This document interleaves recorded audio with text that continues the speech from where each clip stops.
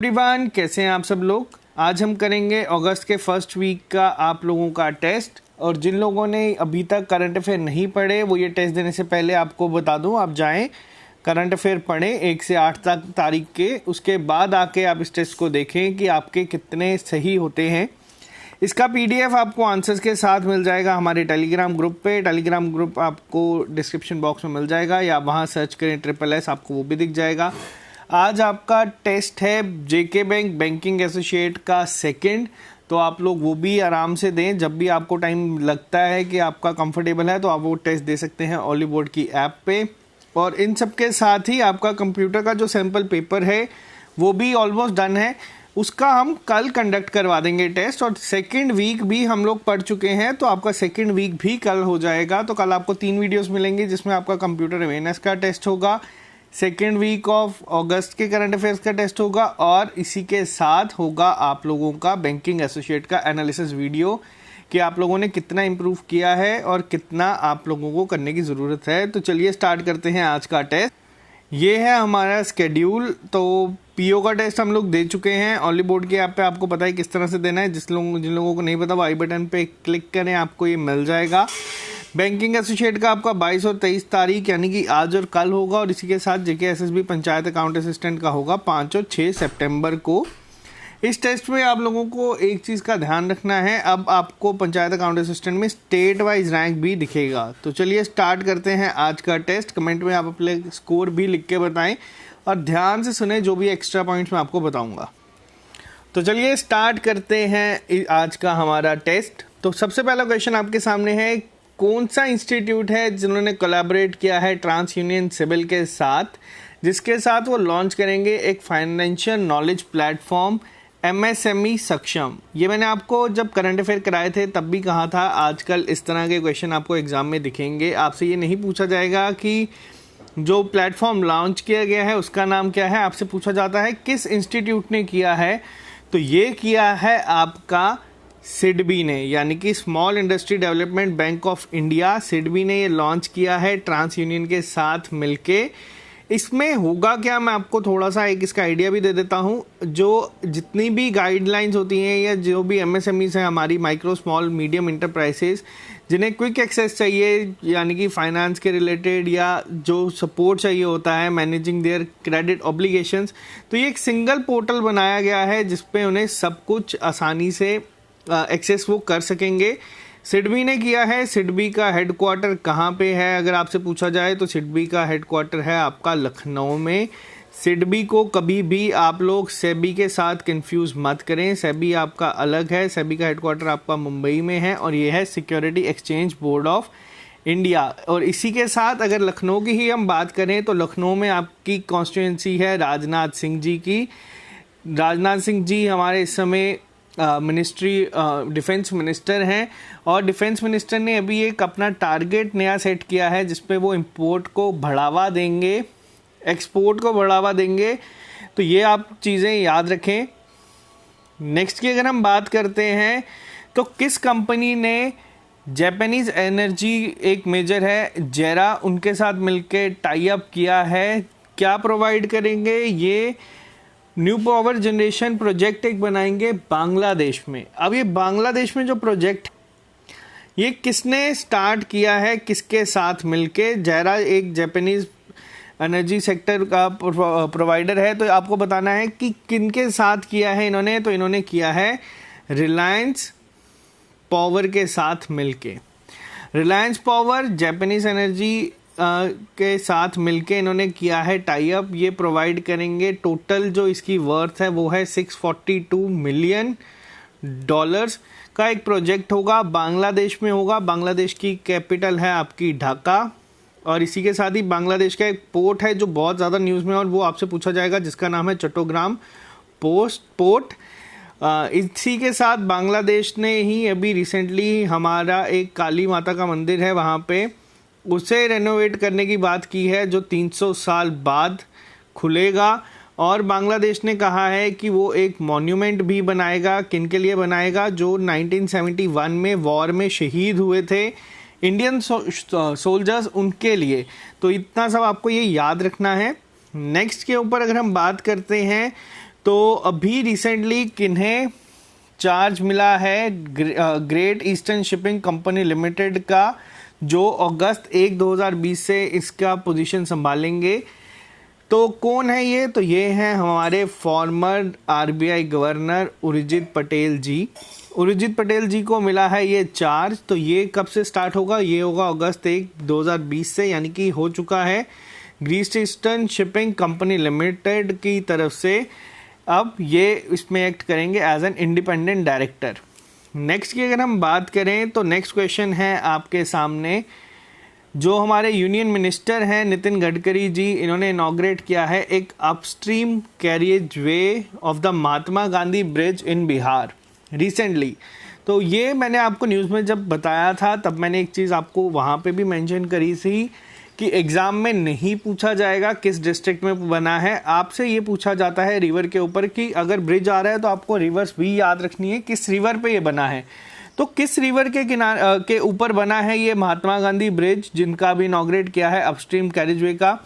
तो ये बना है आपका गंगा रिवर के ऊपर। तो ये रिवर को भी आपको याद रखना है। नितिन गडकरी जी हमारे एमएसएमई मिनिस्टर हैं इस समय। एमएसएमई मिनिस्टर के साथ साथ ये हमारे road and transport highway minister भी हैं। इसी के साथ ही जो आपके रोड ट्रांसपोर्ट हाईवे मिनिस्ट्री है NHAI इसके अंडर आता है। और जो अगर हम बात करें बॉर्डर्स की, तो बॉर्डर पे जो रोड्स बनती हैं वो BRO के अंडर आती हैं। ये छोटी छोटी चीज़ें आपको पता होनी चाहिए। ये जो इनॉग्रेट किया है अभी ब्रिज, ये 4 लेन ब्रिज होगा जिसे रेनोवेट किया जा रहा है। तकरीबन 1742 करोड़ रुपए इस पे पूरा खर्चा आएगा। और ये एक ऑनलाइन सेरेमनी थी जिसपे नीतीश कुमार भी थे। अब नीतीश कुमार कौन है? वो हैं आपके बिहार के CM नीतीश कुमार जी। और अगर एक और चीज़ आपसे पूछी जाए इस ब्रिज के रिलेटेड, तो ये जो ब्रिज है इसका डिज़ाइन किसने तैयार किया है? तो इस ब्रिज का डिज़ाइन तैयार किया है आपके IIT रुड़की ने। तो ये चीज़ें आपको एक्स्ट्रा इसमें याद रखनी है। तो चलिए नेक्स्ट पे हम बात करते हैं। नितिन गडकरी की कॉन्स्टिट्यूंसी है आपकी नागपुर। महाराष्ट्र गवर्नमेंट ने अभी एक अप्रूवल दिया है महाराष्ट्र एग्री बिजनेस नेटवर्क को, यानी कि मैग्नेट को, जिस प्रोजेक्ट की टोटल वर्थ कितनी है? पहली चीज़ तो आपको ये भी पता होनी चाहिए, टोटल वर्थ है आपकी 1000 करोड़ रुपए। अब कौन सा बैंक ऐसा है जो इसका 70% फंड जो है वो प्रोवाइड करेगा? अब 70% फंड हो गया आपका 700 करोड़। तो पहली बात, अगर बाकी 300 करोड़ कहाँ से आएगा? तो बाकी 300 करोड़ आएगा आपका महाराष्ट्र की गवर्नमेंट के द्वारा। लेकिन जो बाकी का 700 करोड़ है, यानी कि 70% फंड है, वो कौन सा बैंक दे रहा है? तो वो दे रहा है आपका Asian development bank. Asian development bank के लिए इम्पॉर्टेंट चीज़ क्या है? ये करंट अफेयर अभी हम पढ़ेंगे, लेकिन रिसेंट न्यूज़ है, आपको बता दूं। इनके एक अभी नॉन एग्जीक्यूटिव डायरेक्टर बने हैं अशोक लवासा जी, जो कौन थे? जो हमारे इलेक्शन कमिश्नर थे। अब अगर अशोक लवासा जी हमारे ADB के बनने जा रहे हैं एग्जीक्यूटिव डायरेक्टर, तो कौन संभालेगा इलेक्शन कमीशन का भागदौड़? तो वो संभालेंगे आपके राजीव कुमार जी। तो ये चीज़ें आपको पता होनी चाहिए, मोस्ट इंपॉर्टेंट में आती हैं। पूरा 70% जो होगा इसका 700 करोड़ ये देंगे। अब ये है क्या प्रोजेक्ट? तो ये है आपका महाराष्ट्र एग्री बिजनेस नेटवर्क, यानी कि मैग्नेट। ये भी पूछा जा सकता है मैग्नेट किस स्टेट का है। इस प्रोजेक्ट का मेन एम है जितने भी फार्मर हैं across all district in the state, उन्हें अगले 6 साल तक ये प्रोवाइड करें फाइनेंशियल हेल्प या जितनी भी उन्हें रिक्वायरमेंट होती हैं, जिससे कि वो अपनी सारी चीज़ों को इम्प्रूव कर सकें। तो ये आपको याद रखना है। महाराष्ट्र के CM है इस समय उद्धव ठाकरे जी, और वो शिवसेना पार्टी से हैं। नेक्स्ट की अगर बात करें, अभी रिसेंटली किस स्टेट ने या UT ने टॉप किया है in terms of performance in प्रधानमंत्री ग्राम सड़क योजना सेकंड? किसने कहा है? ये रिपोर्ट जो आई है ये दी है आपके यूनियन मिनिस्टर जितेंद्र सिंह ने। इनकी कॉन्स्टिट्यूंसी है हमारी उधमपुर, जो जम्मू के कश्मीर में ही है। लेकिन अब यहाँ पे अगर हम बात करें तो किस स्टेट ने किया है? पहले नंबर पे आई है आपकी हिमाचल प्रदेश। हाईएस्ट जो इस क्वेश्चन का आंसर है वो है आपका हिमाचल प्रदेश। लेकिन अगर आपसे पूछा जाए सेकंड कौन सी स्टेट आई है इसमें यूटी आई है, तो वो है आपकी जम्मू कश्मीर। ये जो रिपोर्ट आपकी दी है ये कहाँ से आई है? ये वर्चुअली या इनॉग्रेट की गई थी कहाँ से? जम्मू कश्मीर से ही इसे जितेंद्र सिंह जी ने इनॉग्रेट किया था। और इसमें कहा गया है हिमाचल प्रदेश जो है वो फर्स्ट है और सेकंड हाईएस्ट है आपके जम्मू एंड कश्मीर। जम्मू एंड कश्मीर के रिलेटेड अगर आपको मैं एक और चीज़ बताऊं तो जम्मू कश्मीर के अभी गवर्नर जो थे जीसी मुर्मू जी, उन्हें अपॉइंट कर दिया गया है इंडिया का सीएजी। तो जम्मू कश्मीर के नए गवर्नर आए हैं, वो क्वेश्चन आपको यहीं पे दिखेगा। तो चलिए वो उसी में डिस्कस करेंगे। नेक्स्ट की अगर हम बात करें तो किस स्टेट गवर्नमेंट ने जीता है Scotch platinum award in digital India category in 66th edition? पहली चीज़ आपको ये पता होना चाहिए कि ये कौन सा एडिशन था। ये 66th एडिशन था। जीता किसने है? तो ये जीता है आपका वेस्ट बंगाल ने। वेस्ट बंगाल ने इसे जीता है। ये है क्या? तो ये एक ई समाधान है, यानी कि जिसमें जितने भी चीफ मिनिस्टर्स ऑफिस होते हैं, public grievances system of government of West Bengal को मिला है ये। बेसिकली अगर हम डिटेल में बात करें तो ये प्लैटिनम अवार्ड मिला है इन्हें। इसी के साथ अगर हम एक और चीज़ आपसे बात करें, नीति आयोग ने अभी एक अपना डेल्टा रैंकिंग के अकॉर्डिंग एक लिस्ट निकाली है जिसमें किस डिस्ट्रिक्ट ने टॉप किया है, तो वो है आपकी बीजापुर। बीजापुर कहाँ की है? तो वो है छत्तीसगढ़ की। स्वच्छ सर्वेक्षण के अकॉर्डिंग भी उनका आया है अभी कि सबसे क्लीन सिटी कौन सी है, तो वो है आपकी इंदौर। तो ये आपको छोटी छोटी चीज़ें याद रखना है। तेलंगाना की कैपिटल है आपकी हैदराबाद। हैदराबाद आपकी न्यूज़ में थी क्योंकि हैदराबाद में एक एयरपोर्ट है आपका राजीव गांधी एयरपोर्ट, जिसको अभी एक थर्मल स्क्रीनिंग इंस्टॉल की गई है। तो जिस भी इंसान को कोविड-19 के सिम्टम्स या बुखार है तो वो आपका बिना फिजिकल कांटेक्ट में आए ऑटोमेटिकली डिटेक्ट हो जाएगा। तो कर्नाटका यहाँ पे ये है। तो पहली चीज़ इंपॉर्टेंट आंसर है इसका आपका वेस्ट बंगाल। नेक्स्ट की अगर हम बात करें इंपॉर्टेंट क्वेश्चंस में, तो हरियाणा फॉरेस्ट डिपार्टमेंट ने डिसाइड किया है वो अब ड्रोन का यूज़ करेंगे for aerial seeding to increase green cover in Aravalli recently. लेकिन ये जो आपका सीडिंग ड्रोन है ये किसने डिज़ाइन किया है? आपसे एग्जाम में पूछा जाए तो इसका आंसर होगा आपका आईआईटी कानपुर। तो इस चीज़ को आपको याद रखना है। हरियाणा का जो अभी आपका होगा ड्रोन से एरियल सीडिंग अरावालीज में रिसेंटली जो होंगी इन ग्रीन कवर को इंक्रीज करने के लिए आईआईटी कानपुर ने ये ड्रोन डिज़ाइन किया है, जिससे कि जल्द ये आसानी से हो जाएगा। टारगेट क्या है इनका? टारगेट ये है कि 50,000 सीड्स जो होंगे उसमें फेंका जाएगा एरियल ड्रोन के थ्रू, जिससे कि वो जल्द से जल्द ग्रो करें और ग्रीन कवर बढ़ाएं। लेकिन अब यहाँ पे हरियाणा से इम्पोर्टेंट ये है, जो आपका खेलो इंडिया का इस बार एडिशन होगा वो भी आपका हरियाणा में ही होगा। आपको ये भी चीज़ें पता होनी चाहिए। Next, world breast feeding week होता है आपका एनुअली मनाया गया था 1 से लेके 7 अगस्त तक। लेकिन इसकी थीम क्या थी अगर आपसे पूछा जाए एग्जाम में डायरेक्ट, तो इसकी थीम थी आपकी support breast feeding for a healthier planet. Important है, ये एग्जाम्स में पूछी जाती हैं थीम्स भी आजकल। नेक्स्ट, कौन सी स्टेट गवर्नमेंट है जिन्होंने cyber crime awareness programme launch किया है जिसका नाम है ई रक्षा बंधन? ई रक्षा बंधन किसने किया है? अब ये एग्जाम में क्वेश्चन आपको किस तरह से पूछा जा सकता है। एक तो आपको इसी तरह से एग्जाम में क्वेश्चन दे दिया जाए कि ई रक्षाबंधन किसने लॉन्च किया है, तो ई रक्षाबंधन किया है आपका आंध्र प्रदेश ने। लेकिन आपसे ये भी पूछा जा सकता है ई रक्षाबंधन जो अभी स्टार्ट किया है वो किसके लिए है, तो वो है आपका साइबर क्राइम अवेयरनेस प्रोग्राम है। ये ई रक्षाबंधन कहाँ पे इनॉग्रेट किया है? तो ये किया गया है आंध्र प्रदेश की कैपिटल अमरावती में। अमरावती में ही आपका अभी एक जो प्रोग्राम है स्टार्ट किया गया है। इसका एम क्या है? इसका एम है जितना भी आपका अभी वुमेन के रिलेटेड प्रॉब्लम्स चलती हैं या बच्चों के रिलेटेड चलती हैं, तो उन्हें अवेयर किया जाए ताकि ये साइबर क्राइम रोके जा सके। आंध्र प्रदेश ने अभी रिसेंटली अमरावती के साथ साथ ही विशाखापट्टनम और कुरनूल को भी अपनी कैपिटल अनाउंस किया है। तो इन्हें अप्रूवल मिल चुका है आंध्र प्रदेश के गवर्नर का। तो नेक्स्ट अगर हम बात करें तो कौन अपॉइंट हुए हैं 14th सीएजी इंडिया के, तो ये हैं हमारे जम्मू कश्मीर के पूर्व लेफ्टिनेंट गवर्नर श्री गिरीश चंद्र मुर्मू जी, इन्हें अपॉइंट कर दिया गया है CAG। बहुत ही बड़ी पोस्ट है। तो नेक्स्ट अगर हम जाएं क्वेश्चन पे, तो नेक्स्ट है आपके सामने, कौन हेड करेगा एक्सपर्ट कमेटी जो बनाई गई है international finance services centre authority IFSCA के द्वारा, जिससे वो सजेस्ट करेंगे बहुत सारे develop the international retail business कि किस तरह से आप अपना बिजनेस को इंटरनेशनल लेवल पे डेवलप कर सकते हैं। तो ये बनाए गए हैं आपके प्रदीप शॉ जी। प्रदीप शॉ जी इस समय है कौन या काम क्या करते हैं? तो ये है chairman of Ind Asia fund advisors private limited के चेयरमैन हैं। इन्हें ही अपॉइंट किया गया है एक्सपर्ट कमेटी का भी हेड।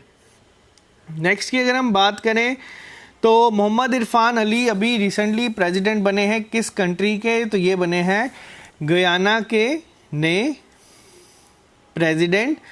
एग्ज़ाम में पूछा जाती हैं ये चीज़ें, और ये सिर्फ 40 साल के ही हैं इस समय। अगर इनकी हम बात करें तो इन्हें ये इलेक्शन जीते हैं वहाँ पे। नेक्स्ट, यूनियन मिनिस्ट्री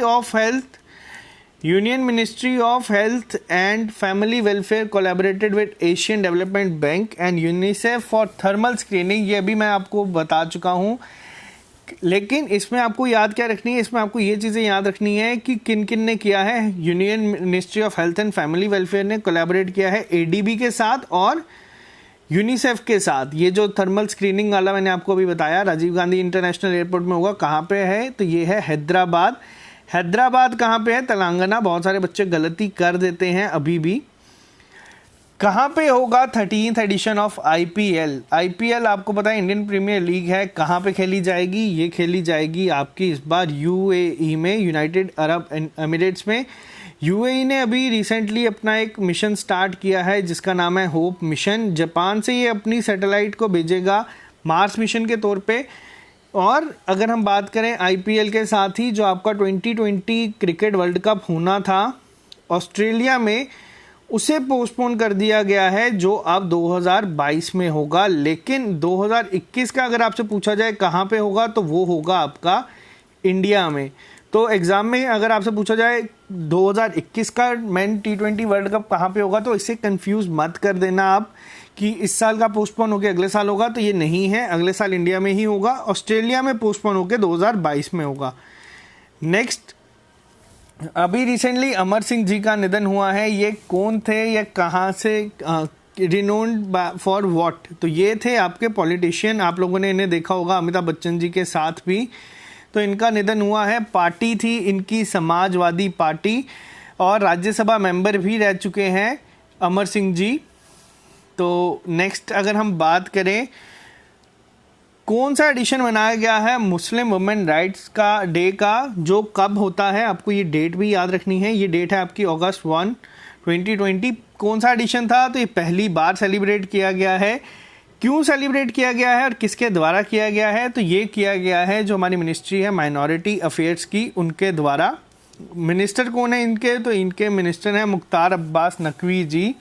तो ये पहला मुस्लिम वुमेन राइट डे था इंडिया का।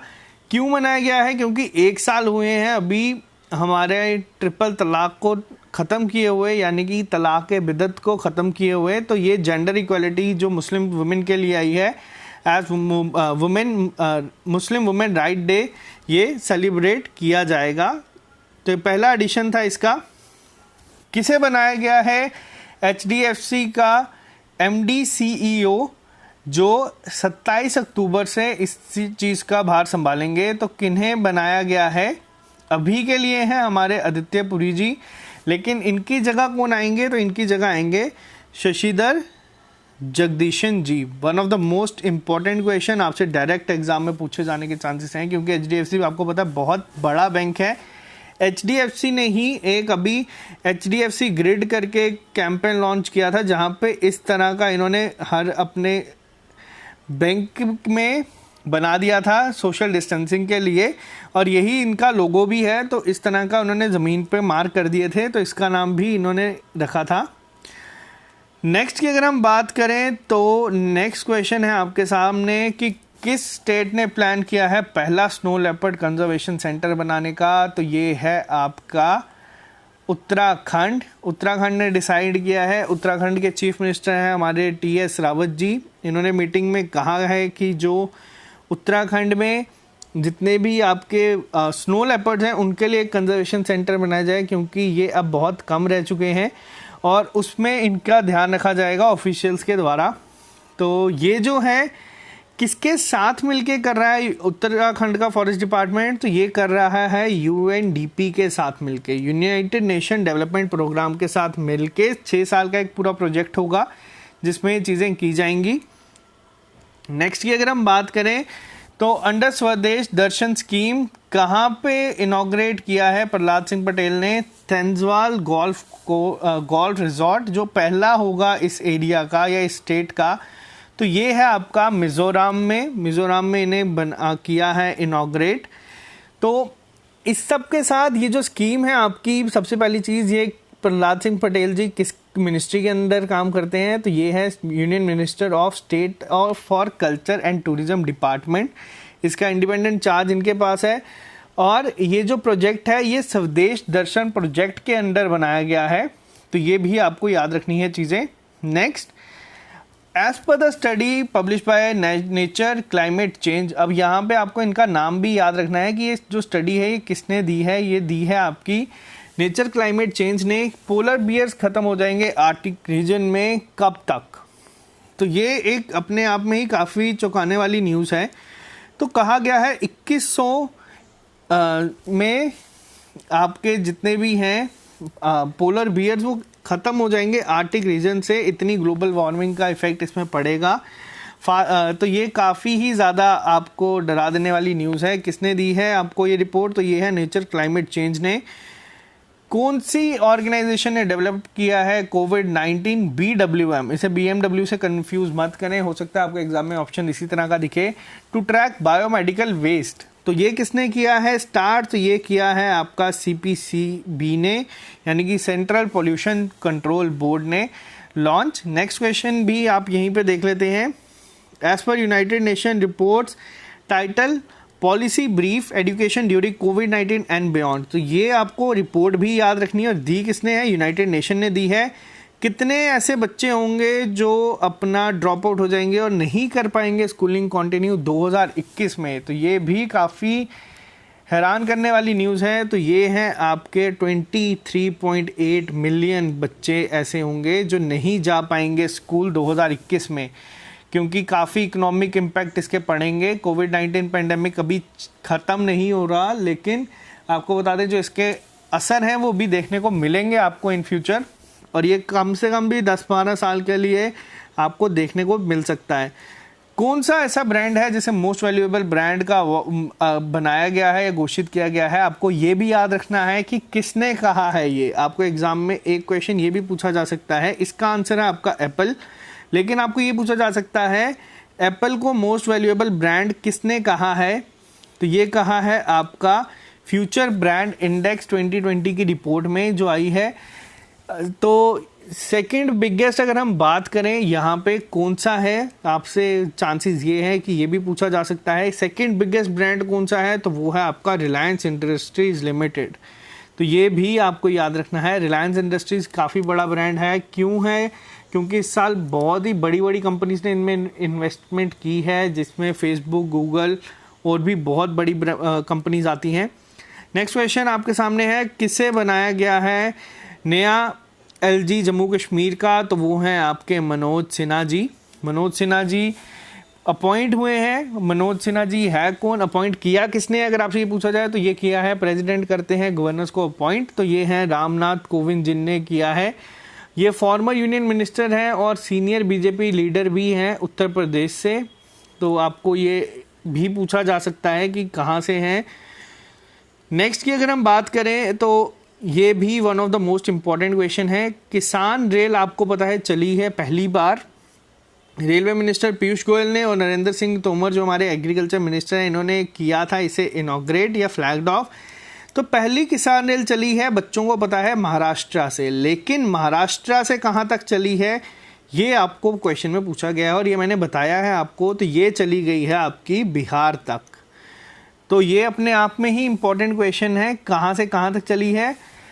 महाराष्ट्र से चली है बिहार तक। अगर पूछा जाए कि कौन सी डिस्ट्रिक्ट से स्टार्ट होके कौन सी डिस्ट्रिक्ट तक चली है, तो महाराष्ट्र की देवलाली डिस्ट्रिक्ट है, वहाँ से शुरू हुई है। ये कहाँ तक गई है? तो ये गई है आपकी दानापुर डिस्ट्रिक्ट, जो आपकी बिहार में है। इसमें आपको मैंने बताया था कि फ्रूट्स वेजिटेबल्स को भेजा गया है और वीकली बेसिस पे ये चलेगी।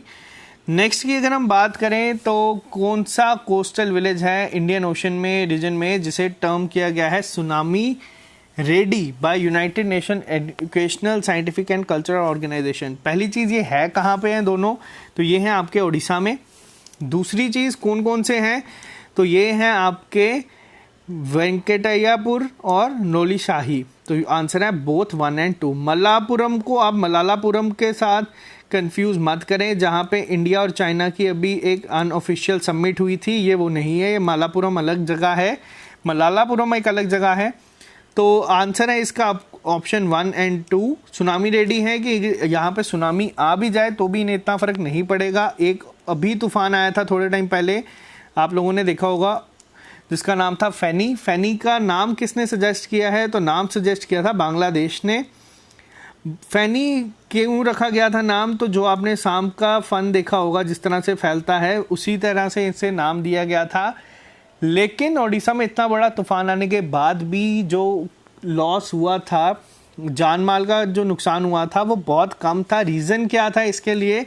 जो ओडिशा ने काफ़ी ज़्यादा मैसेजेस SMS अलर्ट भेजना स्टार्ट कर दिए थे कि वो जगह खाली कर दें IMD की मदद से। तो ये इस वजह से हुआ था। और इसी के साथ ही ओडिशा की 2 डिस्ट्रिक्ट्स को या कोस्टल विलेज को ये कहा गया है कि अगर यहाँ सुनामी भी आ जाती है कल को इन फ्यूचर, तो ये उसके लिए भी तैयार हैं।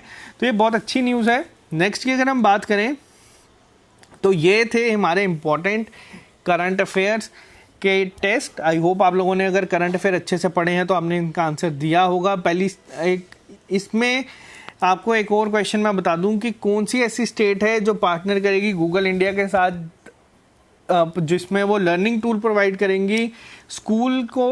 तो ये आपको कमेंट बॉक्स में लिख के बताना है इसका आंसर। तो आई होप आप लोगों के आंसर सही होंगे। जो लोग नए हैं चैनल को सब्सक्राइब कर लें ताकि आपको हर एक अपडेट मिलता रहे और आप लोग अपनी तैयारी को करते रहें। तो चलिए आज के लिए इतना ही रखते हैं, मिलते हैं आप लोगों से कल नए लेक्चर के साथ। Okay guys, bye bye, take care.